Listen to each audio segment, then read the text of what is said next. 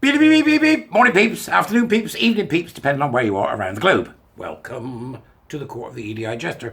How you doing, our kids? I hope you're all right.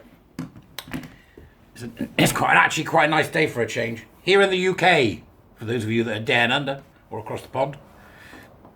What have I got for you today? Well,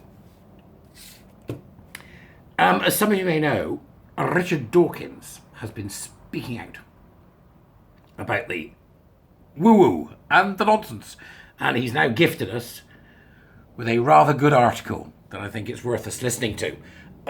There's a very serious picture of him in the article. Go and have a look. It's quite scary. I don't know why, but it is.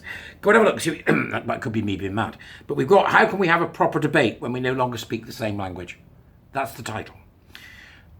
This is a smart bloke, remember. If you don't know Dawkins, you should have a look. You know, he's very interesting. He invented the term meme. Do you know that? He did, yeah. Don't look incredulous. He did. He invented the word meme. And a theory called memetics. Man's a genius. People didn't know what to do with it in the beginning. They were like, what's he on about now? Now look. Now look. In the culture wars, says Richard, hypersensitivity and accusations of hate risk leading us into an Orwellian future. I was about to start work on this commission when in came an email from Twitter. They'd received a complaint that the following tweet violated their standards. Sex, this was the tweet, sex is not the same as gender. But it's not your gender that gives you the physique to tower over women athletes and break their swimming records. It's your sex. It's not your undressed gender that upsets women in changing rooms. It's your sex. You can't eat your cake and have it. Twitter sensibly overruled the complaint and cleared me of the prescribed sins that they helpfully listed for me. Violent speech, violent and hateful entities, child sexual exploitation, abuse, harassment, hateful conduct, perpetrators of violent attacks, suicide, sensitive media, illegal private information, non-consensual nudity, account compromise, plus various legal technicalities. I'm sure the complainant was sincere, and that's my point. A certain type of activist has a level of paranoid hypersensitivity that almost literally warps their hearing. You can say, I disagree with you for the following reasons. But all they actually hear is, hate. It's true. It's so true. So instead of putting a counter-argument, which I would be interested to hear, good luck with that, Richard. Because they ain't got one, right? They resort to censorship. All too often it goes further and they boil over in virulent abuse, transphobe, turf. At least the above tweet was partisan, but so hair-trigger is the hypersensitivity. A mere invitation to discuss something is enough to set it off. He gives an example. In 2015, Rachel Dolezal, a white chapter president of NAACP, was vilified for identifying as black. Some men choose to identify as women and some women choose to identify as men. You will be vilified if you deny that they literally are what they identify as. Discuss. That 2021 tweet caused the American Humanist Association to withdraw my title as 1996 Humanist of the Year, a 25-year retrospective swipe, which cost them the loss of several major donors. Once again, I have no doubt they were sincere. You hear that word sincere quite often, you know. They talk about people, but they're sincere in their beliefs. Right? They're sincere in what they say. Sure, many tyrants were sincere in what they said. Sincerity is not veracity. How about that? On July the 26th, Richard continues, I interviewed Helen Joyce about her book Trans. The interview is being very well received on YouTube. That's because it was a damn good interview. As it should be, for Joyce is extremely well informed in her subject and she spoke cogently, soberly, reasonably. But one of YouTube's in-house judges heard only hate and tried to censor the interview. Short of an outright ban, YouTube has a variety of punishments at its disposal. Tell me about that. Yeah. They certainly have, Richard.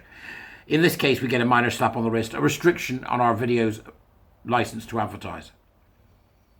It's not a small thing, Richard, to be able to restrict somebody's income based on the wibbling of one mad staff member.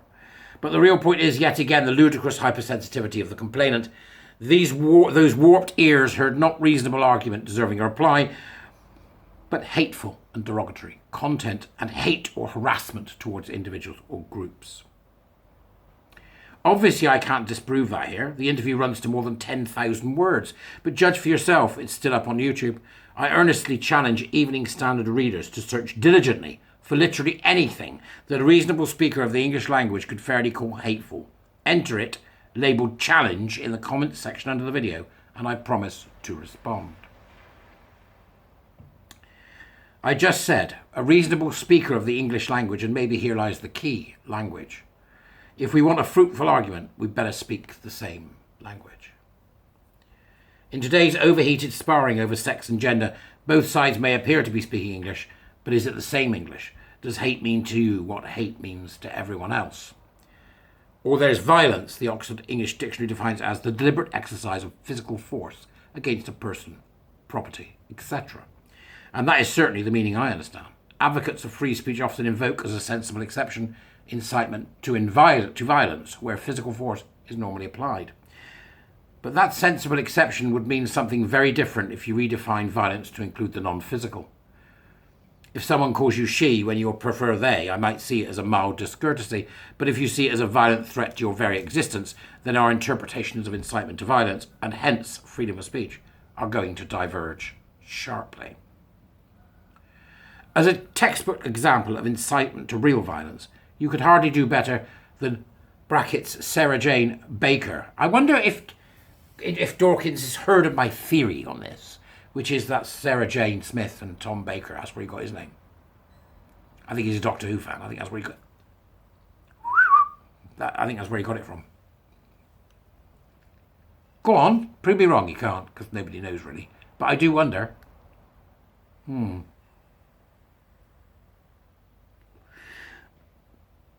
Then, sadly for me, Dawkins undoes his argument. You could hardly do better than Sarah Jane Baker's speech at London Pride. Where's she? It's not a she, Richard, it's a he. Here you are talking about the language. You can't use their language. Don't use their language. It means the opposite of what it's supposed to mean. For God's sake, you can't make the argument on one point for really... I'm arguing with Richard Dawkins. What the hell is wrong with me?